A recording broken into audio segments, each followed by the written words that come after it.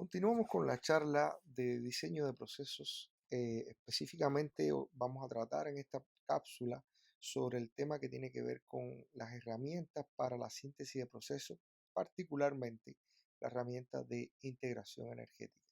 Si hacemos un recordatorio de los contenidos que vimos en la sección anterior de esta charla, debemos reconocer que el centro del diseño de procesos, si nos referimos al diagrama de cebolla como estrategia para la síntesis de nuevos procesos, es el reactor. Posteriormente al diseño del reactor uno tiene que desarrollar una estrategia de diseño para las operaciones de separación, y estas operaciones de separación y purificación son las que nos permiten llegar hasta las especificaciones del producto dado.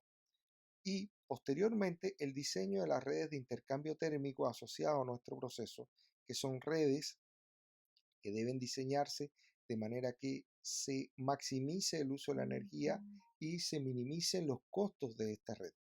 En ese sentido, vamos a enfocar nuestra charla de hoy, eh, y los contenidos que vamos a ver básicamente es el tema de la integración energética, enfocándonos en los principios que rigen dicha integración y la justificación para hacerla. Si hacemos un análisis preliminar de los diferentes procesos que uno se puede encontrar en una biorefinería, acá tenemos ejemplos que aparecen en nuestro libro de texto, y uno puede encontrar desde ejemplos muy simples donde tiene una sola alimentación o una sola materia prima, un solo proceso, y no hay diversificación, o sea, se obtienen máximo dos productos de este proceso. En este sentido, ¿qué ejemplo podemos ver? Un ejemplo podría ser el, digamos, el tratamiento mecánico de un residuo sólido para producir pellets. Ahí podríamos tener un proceso de este tipo que no está diversificado, un proceso donde hay un producto fundamental que son los pellets, una transformación mecánica. Acá, bueno, podríamos tener una recuperación energética. Esta etapa podría ser un poco más compleja si se quiere, pero básicamente un proceso simple. Después tenemos procesos donde tenemos una sola materia prima y múltiples estrategias de procesamiento. De hecho, al respecto nosotros conversamos cuando vimos el tema de economía circular, cómo podíamos vincular tanto los procesos de termoconversión como los procesos de conversión química y, interrelacionar las corrientes que se producían en cada uno de ellos para obtener un perfil de producto más amplio, o sea, diversificar la cartera de productos. Y en ese sentido tenemos los ejemplos que aparecen acá en el centro. Y por último tenemos ya un sistema de procesos mucho más complejo donde podemos manejar varias materias primas, digamos que es flexible a diferentes tipos de materias primas, con diferentes estrategias también de procesamiento para esta materia prima y una cartera de producto más amplia, que es lo más deseable cuando estamos desarrollando la biorefinería. Por tanto, eh, la estrategia de diversificar las operaciones en procesos de biorefinería tienen la ventaja de que obviamente podremos tener muchos más productos a partir de una misma materia prima o de hecho de varias materias primas, pero tiene el desafío de que tenemos que lograr compatibilizar la operación de todos los procesos que toman lugar allí. Y una de las herramientas para hacer esto es la integración energética. ¿Por qué razón? Porque veamos acá este ejemplo donde nosotros tenemos un cultivo, por ejemplo, de trigo, o tenemos el aceite obtenido a partir de las atrofacurcas, y queremos integrar estos dos residuos en un sistema de proceso con diferentes operaciones. Veamos acá, tenemos una transformaciones mecánicas, transformaciones químicas, transformaciones termoquímicas, transformaciones biológicas, y vemos cómo algunas de las etapas pueden ser etapas que consumen energía, mientras que otras la producen. Y esto nos da la oportunidad de tomar ventaja de estas fuentes y sumideros de calor para desarrollar una integración energética y reducir la cantidad de energía extra que tenemos que alimentar al proceso. Asimismo, tenemos que considerar que cuando hacemos, por ejemplo, las transformaciones químicas y biológicas son procesos intensivos en el consumo de agua, y lo mismo se puede hacer tratando de utilizar corriente líquida secundaria y sustituirla por el uso de agua fresca, y eso hace reducir el consumo de agua en lo que se conoce como integración de masas, que es un aspecto que nosotros no consideramos en nuestro curso. Y por último, podemos hacer un análisis holístico para reducir los impactos ambientales a partir de la optimización del ciclo de vida en estas transformaciones. Son los diferentes etapas que uno puede tener en la integración de sistemas de proceso. Básicamente nosotros nos vamos a enfocar en el estudio de estrategias de integración energética que son muy válidas para procesos de termoconversión, procesos que son intensivos en el uso de energía térmica. La vamos a tratar de vincular con eh, la minimización del uso de utilidades. Y por último, el último tema de la asignatura, vamos a volver acá y vamos a hablar un poco sobre su vinculación con el análisis de ciclo de vida del proceso. Ahora, ¿por qué la recuperación térmica es importante? Si nosotros hacemos un análisis de cómo funcionan las plantas integradas, tenemos que considerar primero de manera distribuida. Si uno entra a una refinería convencional, se da cuenta que tiene plantas, o el centro de las plantas son reactores, básicamente, y alrededor de estos reactores existen diferentes plantas que son, por ejemplo, o diferentes sistemas para ocupar las utilidades y para aprovechar la energía. En este caso tenemos los bancos enfriadores de aire, que son intercambiadores de calor. Tenemos la planta de generación de calor y electricidad, que son utilidades que ocupa la planta fundamental del proceso. Después tenemos sistemas para tratamiento y recuperación de gases, como son los sistemas de endulzamiento con amina, los sistemas de Klaus para recuperar gases ácidos, y después las plantas para tratamiento de residuos. Si nosotros logramos en la etapa principal, donde está el reactor y todas las plantas, o sea, todos los equipos accesorios a este, lograr una integración energética eficiente del centro de esta planta, ocupando o maximizando el uso de la entalpía contenida en las corrientes internas del proceso. ¿Qué significa esto? Que reducimos el uso de utilidades, digamos agua o digamos energía, podemos incrementar notablemente la eficiencia del proceso y a su vez incrementar la factibilidad económica del mismo. Para ello existen diferentes alternativas. Veamos una foto de un proceso sin integración, donde todo el calor se ocupa a partir de una planta generadora de vapor o una planta generadora igual de agua de enfriamiento, en caso de que se ocupe de agua de enfriamiento. Por ende, todo es una utilidad fresca que tiene que pasar, ocuparse, volver, si es un vapor, condensarse, regenerarse y volver a la planta, ¿cierto? Sin embargo, si nosotros ocupamos una estrategia de integración de procesos, podemos ocupar las propias corrientes del proceso para aprovecharlas térmicamente, y eso nos hace reducir el número de corrientes que van hacia el sistema de utilidades. Y esta es una estrategia que es potenciada por lo que se conoce como tecnología pinch o análisis pinch, que no es más que una metodología para la síntesis de redes de intercambiadores de calor, donde se optimiza el uso de eh, calor, valga la redundancia, y también la misma metodología se puede ocupar para optimizar el uso de agua. Ahora, ¿cuándo lo aplicamos? En las últimas etapas de diseño del proceso. ¿Por qué? Porque ya estamos en el tercer estadio del diagrama de cebolla, tercer estadio de la síntesis del proceso. ¿En qué consiste? Bueno, encontrar los mínimos consumos de energía, agua o hidrógeno, que es un caso particular, en un proceso dado para una condición operacional. ¿Y qué resultados podríamos esperar? Ahorros de energía que podrían llegar incluso al 35%, reducción en el consumo de agua fresca en el proceso, que puede llegar hasta un 40%, y por ende ahorros económicos sustanciales. ¿Cuál es la idea de la tecnología Pinch? En lugar de tener esta opción lineal donde las utilidades de alta calidad entran al proceso y se desechan los residuos, tener una minimización de las utilidades, una minimización de los residuos a través del aprovechamiento de corrientes internas del propio proceso para intercambiar calor o para diluir corrientes, como es el caso del agua. Veamos entonces las tres alternativas que tenemos para desarrollar un análisis pinch para el caso particular de una red de intercambiadores de calor. Tenemos los diferentes pasos a seguir. Lo primero es extraer los datos del proceso, que es algo sobre lo que vamos a volver eh, a continuación. Después, desarrollar una tabla del problema donde extraemos los datos fundamentales para los balances de energía en la red de intercambiadores de calor, y esta podemos entonces, a partir de ahí, recurrir a la resolución del método por tres alternativas. Un método gráfico que está basado en las curvas compuestas, un método analítico que está basado en el intervalo de temperaturas donde están las corrientes de la tabla de problema, y por último, a partir de programación lineal, haciendo una optimización. Ahora, Para extraer los datos, lo principal que hay que hacer es identificar las principales corrientes del proceso y la información que vamos a extraer de las corrientes principales es su flujo su flujo entálpico, que nos marca el flujo másico por el CP de la corriente, los niveles de temperatura y sus propiedades termodinámicas.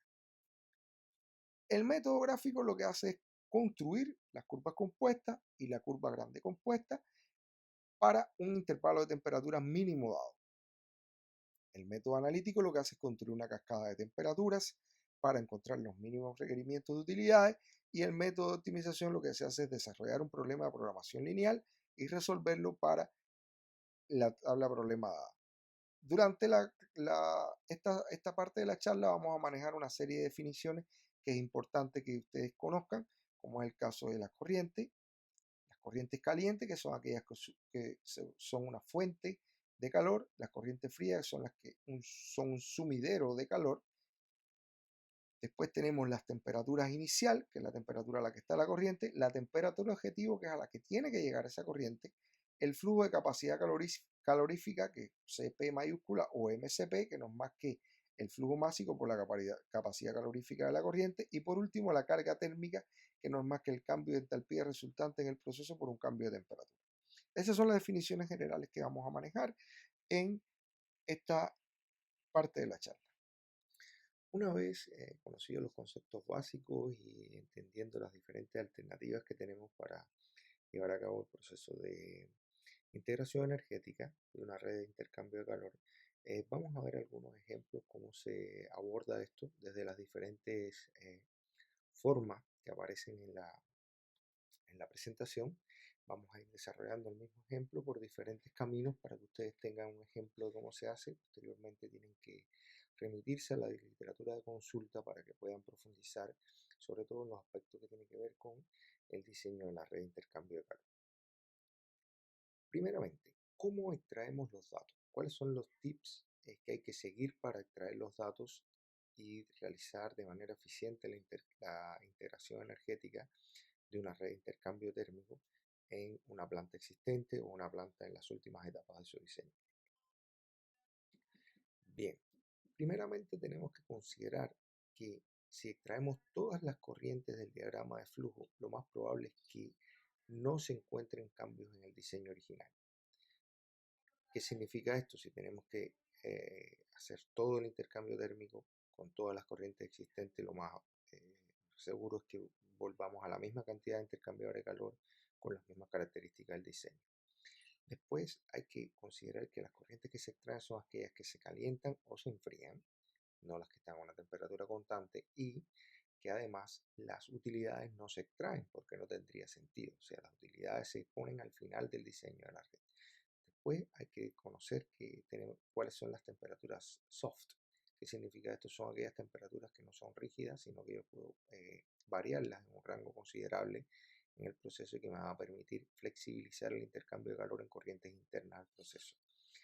Un aspecto que hay que tomar en consideración es que no es recomendable hacer intercambio de calor, o sea, mezclando corrientes, y que si esto es necesario hacerlo, lo ideal es hacerlo a condiciones isotérmicas, de manera que no se pierde el potencial térmico de la corriente aquella que está a mayor temperatura.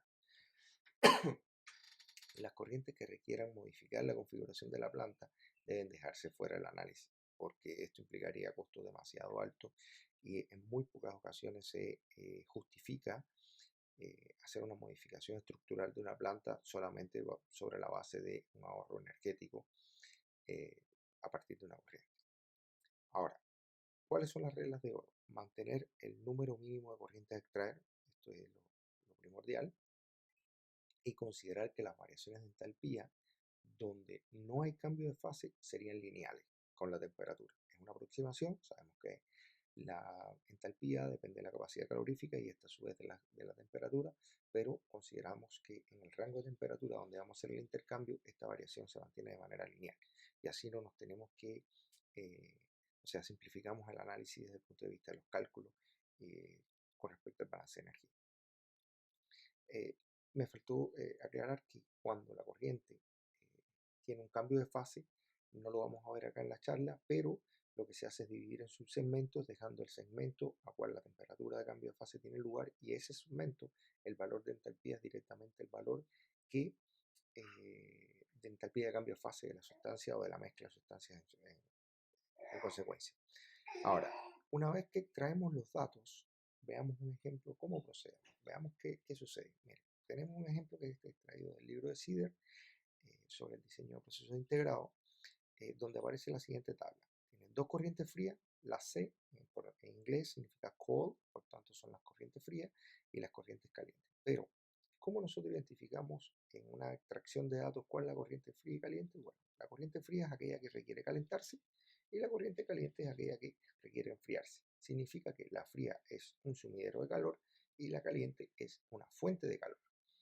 La forma de ordenar la tabla es de la siguiente manera. Uno toma la temperatura source, la temperatura que está mi corriente, y ubica la temperatura target, que es a la que yo quiero que mi corriente llegue. Para esta corriente extraemos los datos de MCP, no es más que su flujo másico por la capacidad calorífica de la corriente dada, y por último el calor, que esta corriente transporta, que no es más que la multiplicación de este MCP por la variación de temperatura a la que está sujeta la corriente. Y así conformamos la tabla. Son datos, son cálculos sumamente simples, cálculos con los cuales ustedes están eh, familiarizados. Eh, Veamos entonces el caso que tenemos acá. Si uno analiza este caso, tiene disponible en las corrientes calientes 480, 480 BTU por hora, a la 4. Y en las corrientes frías tiene disponible para remover aquel calor 470. Significa esto que un intercambio de calor perfecto nos tendríamos que añadir solamente 10 por 10 a la 4 BTU por hora de utilidad fría. Ahora, suponiendo esto, que se cumple la primera ley de la termodinámica, pero sabemos que la segunda ley de la termodinámica, para que este intercambio ocurra, por lo menos tenemos que tener un gradiente de temperatura, y ese gradiente de temperatura en la tecnología Pinch o en el método Pinch se conoce como delta T mínimo de temperaturas. Es un valor que uno define en función de la experiencia, en función de las características del proceso. Usualmente se ocupan valores de entre 10, 15, 20 grados Kelvin de diferencia de temperatura mínima. Sin embargo, depende, como le decía, del proceso. Si estamos hablando de un proceso criogénico, muy baja temperatura, obviamente la delta T mínima va a cambiar, pero en condiciones generales se utiliza 10 o 15 o 20 grados Kelvin por minuto. Ahora, si nosotros analizamos, hacemos un diseño de la red sin considerar el intercambio mínimo de calor, veamos lo siguiente. Obviamente respetando para las condiciones que estamos trabajando, respetamos las leyes de la termodinámica y hacemos el diseño de la red, aprovechando el calor de las corrientes calientes. Ustedes ven acá, tenemos acá una de las corrientes calientes, acá tenemos la otra corriente caliente y después las corrientes frías que ocupamos para intercambiar. Vean que en este caso tenemos 57,5 de utilidades calientes requeridas y 67,5 utilidades frías requeridas, lo cual está muy por encima de este mínimo que uno busca por la ley de la primera ley de la termodinámica, que sabemos que en condiciones prácticas no es factible. Y el dato curioso es que la diferencia entre estos dos es exactamente los 10, los, 10 por 10 a la 4 BTU por hora. Ahora, veamos cómo nosotros podemos llegar a obtener un mínimo de utilidades aplicando la metodología Pinch. Ahora, vamos a tomar la primera parte de la gráfica que teníamos, donde estamos aquí en este caso aplicando el método analítico. El paso 1, bueno, era la extracción de los datos, que fue como lo que vimos anteriormente. El segundo paso es construir la tabla problema, que también hablamos de ella. Y el tercer paso ya es comenzar con el método analítico. Para el método analítico hay una serie de pasos consecutivos que vamos a ir desglosando uno a uno. Lo primero es hacer un ajuste de las temperaturas al delta T mínimo. Esto se puede hacer de dos formas. Uno, reduciendo las temperaturas de las corrientes calientes por este delta T mínimo, se lo restamos, o sumándose a las temperaturas de las corrientes frías. ¿Por qué? ¿Qué significa que hagamos esto? Esto significa que cuando nosotros diseñemos la red de intercambio de calor y tengamos que el delta T se nos hace cero en uno de los balances, sabemos que en condiciones prácticas no es cero porque nosotros hemos ajustado las temperaturas para que siempre se mantenga este delta T mínimo y no existe una violación de la segunda ley de la termodinámica. ¿Ok? Entonces, si tomamos estas corrientes que tenemos acá y hacemos el ajuste de temperatura a las corrientes calientes, ¿ok? Las frías se mantienen igual, 120, 235, 180, a 240, y las calientes lo que hacemos es restarle. A 260 le restamos 10, que es el delta T mínimo, y llega a 250. Y es lo mismo, a 250 se lo restamos, a 240, 160, 130, 150, 120. Fue lo que hicimos, ajustamos las temperaturas de las corrientes calientes por el delta T mínimo. Ese es el primer paso. El segundo paso es construir una cascada de temperaturas. Ya volveremos a esta figura en un momento. ¿Cómo construimos la cascada de temperaturas? Simplemente ordenando las temperaturas de mayor a menor en el rango, en todo el rango que tenemos. Entonces, ¿cómo nos quedaría la cascada de temperatura? 250, 240 y así sucesivamente hasta llegar a la mínima temperatura. ¿Ok? Ahora, tenemos que resolver para cada intervalo de esta temperatura un balance de energía simple, que no es más que el delta T de este intervalo por el MCP de las corrientes que coinciden en ese intervalo. Les voy a poner el primer ejemplo, entre 250 y 240 grados. ¿Qué corrientes tenemos? Buscamos acá, esta es la forma de mostrarla, las calientes, la fría. Entre 250 y 240 solamente tenemos la H1. Por tanto, tendríamos que multiplicar este delta T por el MCP solo de la corriente H1, que este MCP de la corriente H1 sería 3 por 10 a la 4 de hora grados Fahrenheit. ¿Ven? Por eso acá tenemos un 3. Busquemos el intervalo número 5, entre 180 y 150 grados, ¿verdad? Vemos acá, entre 180 y 150 grados, ¿cuántas corrientes tenemos? 1, 2 y 3. Se suman los CP de las calientes y se les resta el de la fría. Y por eso tenemos en este rango el CP de la corriente 1 caliente, de la 2 caliente, menos el CP, disculpen, estaba acá abajo, menos el CP de la corriente fría 1. Y esto nos da un balance de MCP 2,5 multiplicado por el delta T, nos da la cantidad de BTU que estamos intercambiando en ese rango. Y así lo vamos haciendo en todos los rangos de temperatura. Y construimos esta cascada que ustedes ven acá.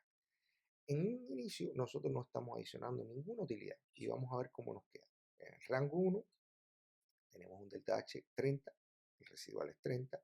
En el rango 2, estas dos temperaturas, tenemos un delta H de 2,5 positivo, se lo sumamos, el residual es 32,5 y así lo vamos haciendo acumulativo. Vean que aquí hay un caso interesante. En el rango 3, donde la temperatura baja y hay preponderantemente corriente fría, esto nos queda negativo, por tanto lo restamos y nos queda un calor residual negativo, lo cual sabemos que no tiene significado físico, no es factible termodinámicamente. Seguimos haciéndolo y llegamos hasta el final, donde nos da el mínimo de utilidades que teníamos, recuerden, para la primera ley de la termodinámica. Pero acá sabemos que esto no es factible, porque no existe una transferencia negativa de calor. Cuando uno habla de calor es negativo y positivo, una convención de signos, pero en condiciones prácticas esto no existe.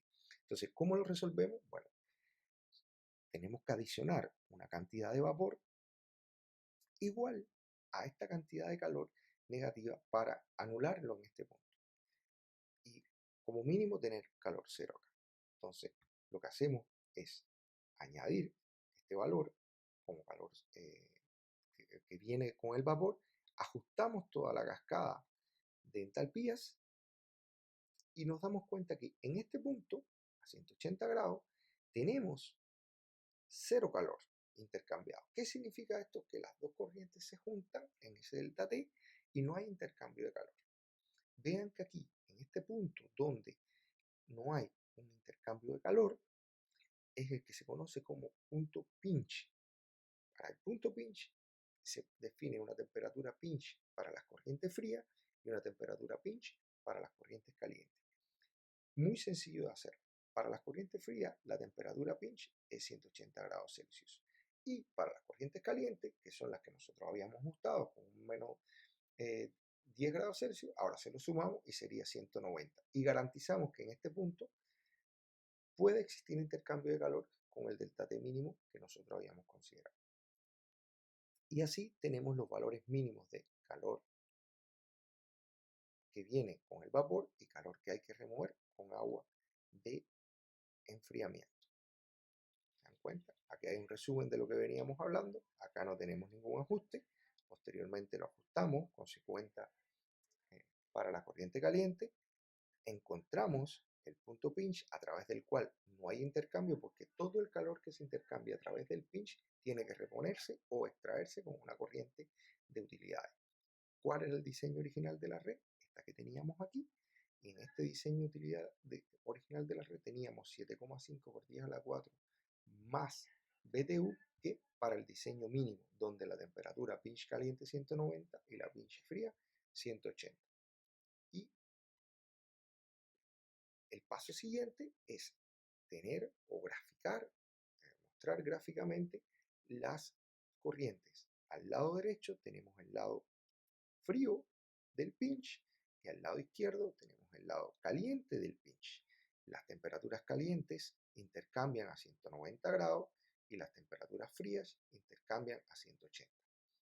La idea para diseñar la nueva red de intercambio de calor es diseñar una red por debajo del pinch y una red por encima del pinch. Nunca se puede intercambiar calor a través porque esto va a significar que vamos a tener que añadir más frío acá o más calor acá si el intercambio es de este sentido. ¿Ok? Y hasta ahí es lo que es el diseño o disculpen, la estimación de los mínimos requerimientos de energía por el método analítico. Ahora veremos cómo se hace por el método gráfico. Una vez concluido el tema del método analítico, vamos a ver cómo se resuelve el mismo problema, pero aplicando el método gráfico. Es un método que el basamento teórico descansa sobre los mismos principios que el método analítico, pero básicamente lo que se hace es un acercamiento gráfico, una aproximación gráfica a los balances de energía en la red de intercambio de calor en análisis. Existe una analogía entre el método Pinch y lo que se denomina el método de McKay-Till para operaciones de transferencia de masa. Si ustedes recuerdan, este método lo que planteaba era que había un punto en el cual la transferencia de masa se anulaba porque se igualaban las composiciones, por tanto no había una fuerza impulsora y a través de ese punto no existía transferencia. Es el mismo principio y recuerden que la columna de destilación se diseñaba desde ese punto hacia arriba, era una de las secciones, lo que se conoce como sección enriquecedora, y desde ese punto hacia abajo la sección de agotamiento. En el caso de las redes de intercambio de calor es similar. Vamos a ver en lo adelante cómo se logra analizar el balance de energía en la red utilizando para ello dos conceptos que son las curvas calientes, que son curvas compuestas formadas por toda la entalpía disponible en el rango de temperatura en que están las corrientes calientes, y las curvas frías, que es lo mismo, una curva de entalpía versus temperatura para las corrientes frías que están en el proceso. Recordemos que las corrientes calientes son aquellas que contienen calor que necesitan transferir, o sea, son fuentes de calor, y las corrientes frías son las que reciben ese calor, los cuales son sumideros de calor. La forma de representar las corrientes de manera individual en un gráfico temperatura-entalpía se muestra en la figura que ustedes aprecian acá a la derecha, y esta figura básicamente lo que se hace es ubicar las corrientes eh, y graficar su cambio entálpico en función de la temperatura, donde la pendiente de estas curvas es el MSP de la corriente en cuestión. Y así se grafica para las corrientes calientes y también para las corrientes frías. ¿Ok? Veamos en lo adelante cómo se hacen las curvas compuestas para estas corrientes. Lo primero que tenemos que hacer es ordenar las curvas compuestas, los datos para las curvas compuestas calientes y para la curva compuesta fría. Si ustedes aprecian, acá hay un ejemplo que es para las curvas calientes. Recuerden que el H significaba hot en inglés, era su significado. Y lo que hacemos es ubicar a los diferentes intervalos de temperatura hasta dónde llegan mis curvas calientes. O sea, la curva H1 va desde 1250 de 250 a 160. Recuerden que en el caso de la corriente H1, esta fue afectada por un delta T mínimo y lo mismo para la H2, ¿verdad? Ahora, ¿qué es lo que tenemos que hacer para analizar esto? Lo que tenemos que hacer es ver los intervalos de temperatura en los cuales cada una de estas corrientes está. Si ustedes ven acá, por ejemplo, a 200, veámoslo para la curva compuesta caliente. Y lo que hay que hacer es después hacer un acumulativo de la entalpía en todas estas temperaturas para construir lo que se conoce como la curva compuesta, ¿cierto? Entonces empezamos con las curvas compuestas calientes. Si uno empieza a 130, o sea, en el plano 0, o sea, en el plano a 130, en la base, no tenemos en ningún cambio entálpico. Después, desde 130, tenemos el primer cambio entálpico que corresponde a la curva 2. ¿Ven? Que solo en este rango, aquí tengo a la curva 2. Por tanto, multiplico el delta T entre 130 y 160, que son 30 grados, por el MCP de la corriente existente allí, y esto me va a dar el primer calor. Tanto en 130 no tengo nada, esa es mi base. Después tengo 45 como calor acumulado. Hago lo mismo para el segundo rango, de 160 a 190 grados, que tengo 30 grados de cambio de temperatura, pero aquí sí tengo las dos curvas, la 1 y la 2. Por tanto, estas se suman su MCP, se multiplican por el delta T y me da el calor en este punto. Sumándolo al que viene del anterior, el acumulado es 247. Y así sucesivamente vamos haciendo hasta construir una curva que tiene los siguientes puntos. A 130 no hay calor, estamos partiendo de cero, y va aumentándose acumulativamente hasta la máxima temperatura en este intervalo. Vean que aquí los rangos de temperatura que tenemos son los rangos reales. Si ustedes recuerdan la tabla del problema, tengo que ir un poco atrás. ¿Ven? La curva 1 iba de 260 a 160 y la 2 de 250 a 130. Ese era su rango real, no son las temperaturas cambiadas. ¿Se dan cuenta? De 260 hasta 160 y de 250 hasta 130. Son los rangos reales. Y con eso construimos la curva caliente. Y hacemos exactamente el mismo procedimiento para la curva fría. Les dejo de tarea que construyan esta tabla y hagan el procedimiento para la curva fría y verifiquen estos números. Teniendo estas dos curvas, lo que se hace es graficarlas. Vean, la curva caliente parte de 0. ¿Ven? La curva fría, partimos de 60, que es el valor inicial que calculamos, y vamos armando las curvas. ¿Ven? Tiene un punto 2, 3 y 4. Vean acá, 1, 2, 3, 4 y 5. ¿Por qué ustedes creen que hay un punto que no está disponible acá? Eso ocurre porque hay una zona donde ambas curvas coinciden, y por eso las curvas para la corriente 1 y la 2 coinciden y ahí se suman estas dos. Por eso está superpuesta aquí. La idea es que ustedes, o sea, estos puntos obviamente están incluidos. La idea es que no los pusimos porque queríamos que gráficamente se percataran en los rangos de temperatura donde coinciden las dos curvas. ¿Ven? Acá tenemos la 1 y la 2. ¿Ven que hay un cambio de pendiente? Significa que esta pendiente es la suma de las capacidades caloríficas de estas dos. Lo mismo para esta otra curva fría. La distancia que están separadas estas dos curvas, vean, desde este punto hasta este, tiene que ser de 10 grados Celsius, porque ese es el delta T mínimo, es el punto donde ellas más cerca se encuentran. Ahora, ¿cómo gráficamente sacamos la cantidad de calor que necesitamos? Bien, todo el calor bajo la curva caliente, si uno tira una recta hacia abajo y acá una recta hacia arriba con la curva fría, todo ese calor es proveído por la curva caliente, corrientes internas del proceso. Sin embargo, vean que si yo tiro esta línea recta, me queda un delta, que es 50 en este caso. Si la tiro hacia acá, me queda otro delta, que es 60, que coincide con los valores analíticos que nosotros sacamos para los mínimos requerimientos de energía. Hay un detalle que les quería conversar. Estas curvas se pueden alejar más o menos en dependencia del delta T mínimo que nosotros estemos ocupando. Eso se conoce como el shift, el cambio de la curva según el delta T.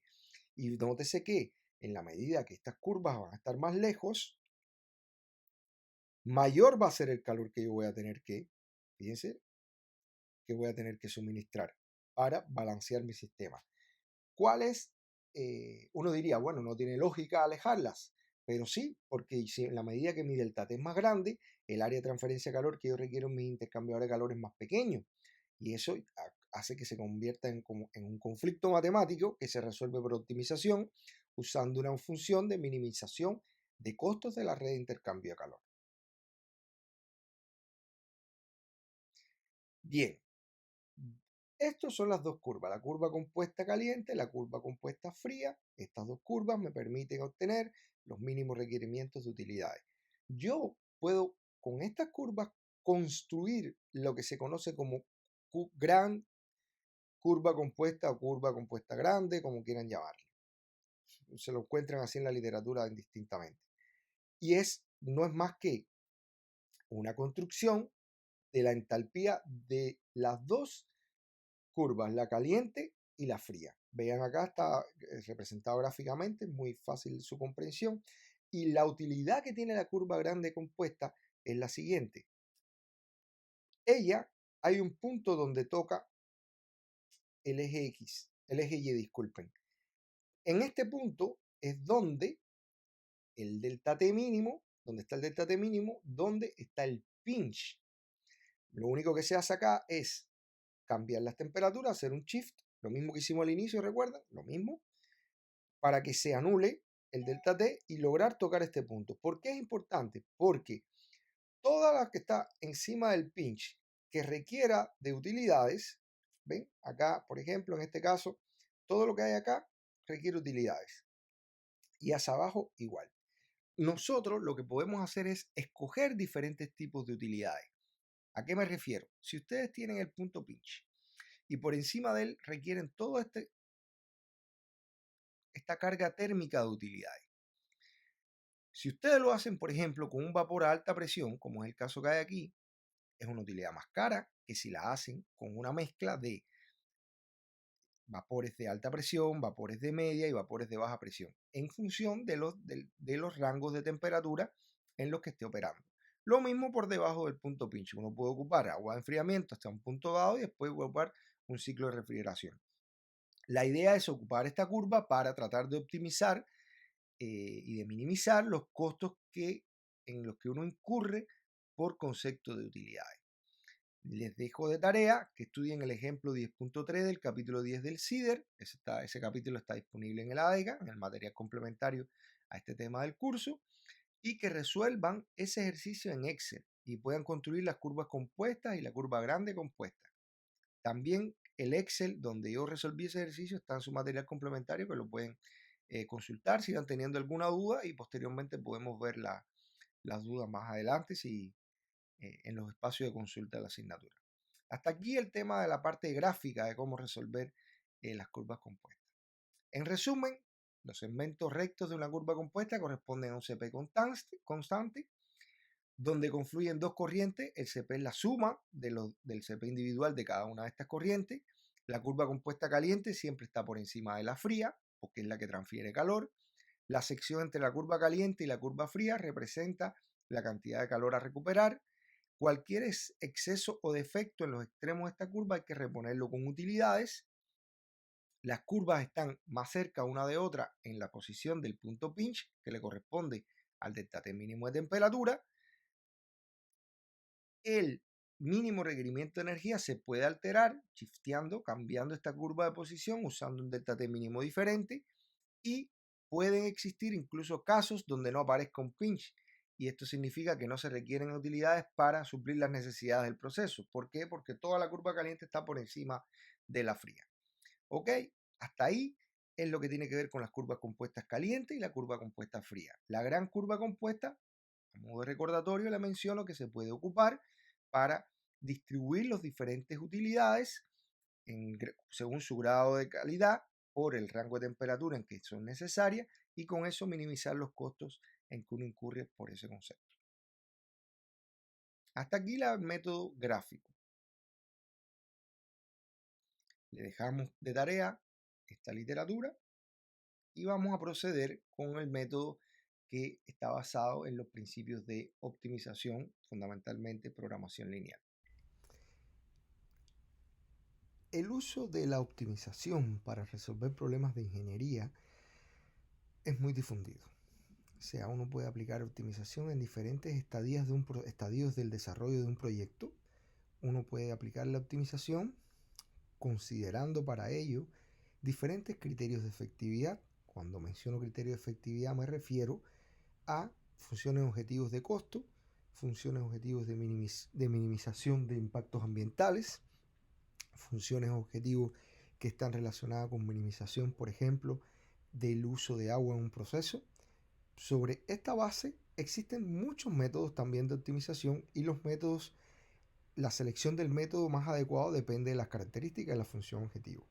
El caso particular de la estimación del mínimo requerimiento de energía en una red de intercambiadores de calor se corresponde a problemas de programación lineal y cuando el análisis incluye la estimación del número mínimo de intercambiadores de calor en la red, es una mezcla de programación lineal con enteros. ¿Por qué? Porque las temperaturas se pueden mover en un intervalo, en un rango. Sin embargo, los intercambiadores de calor son números que uno no los puede dividir. O sea, tú tienes un intercambiador 2 o 3, pero no tiene 1,5. Entonces, y cuando es así, lo que hay es que dividir las celdas del intercambiador. Entonces, este es uno de los métodos más utilizados para el diseño de la red de intercambio de calor. La idea es, en esta tercera alternativa para resolver el método pinch, es desarrollar una función matemática, aplicar optimización y a partir de ella, de esta optimización de los resultados, extraer los datos de los mínimos requerimientos de utilidades. Si seguimos la misma línea que hemos venido desarrollando hasta ahora para el problema que estaba descrito en la tabla inicial, donde teníamos 4 corrientes, habíamos desarrollado, si ustedes recuerdan bien, en el método analítico, ocupando para ello el rango de temperaturas ajustadas, hicimos la siguiente cascada de temperatura. ¿Recuerdan? Bien, y para esta cascada de temperatura, en cada intervalo nosotros fuimos resolviendo el balance de energía en el intervalo. ¿Cuál era el problema que teníamos que resolver acá? Encontrar la cantidad de vapor a adicionar que me anulara la energía negativa que me salía en esta cascada. ¿Qué significaba ello? Que me encontrara el punto donde se hacía cero el intercambio, lo que significaba que íbamos a estar en la posición del punto pinch para las temperaturas cambiadas. ¿Cierto? Bueno, exactamente es lo que tenemos que ocupar para desarrollar la función objetivo. ¿Cuál sería la función objetivo acá? Bueno, acá es muy simple, es una variable. Encontrar la cantidad de calor, o sea, minimizar la cantidad de calor que hay que añadir a la red de intercambio de calor con respecto a ella misma, que es la variable que vamos a cambiar, y sujeto a restricciones. ¿Cuáles son las restricciones? Los balances de energía en cada uno de estos intervalos de temperatura. En el balance de energía, el intervalo 1, lo único que hacemos es los residuales pasarlo hacia el otro lado. Lo que hay que resolver en este punto es lo siguiente: el vapor que yo añado menos el residual, ¿cierto? Me tiene que dar la salida. Acá, si lo vemos en el punto número 1, donde yo no añado nada de vapor, el residual era igual a 30. Lo mismo para el 2 y así sucesivamente. Lo que hay que hacer es desarrollar una función objetivo que se llame QSTEAM, la cual vamos a minimizar con respecto a la única variable que tiene y sujeto a restricciones de balance de energía. ¿Cuál es la otra característica que tiene el problema? Que todas las variables son no negativas. No pueden ser negativos los calores intercambiados y por tanto esto es un problema de programación lineal que se puede resolver por el método simplex porque cumple todos los requisitos. ¿Cuáles son estos requisitos? Que la función objetivo es una función lineal, que las variables son todas no negativas y estamos en presencia de las restricciones de igualdad. En este caso aplicamos el método pinch. Yo les recomiendo un programa que hay para hacerlo online, que es gratis y es muy simple de ocupar.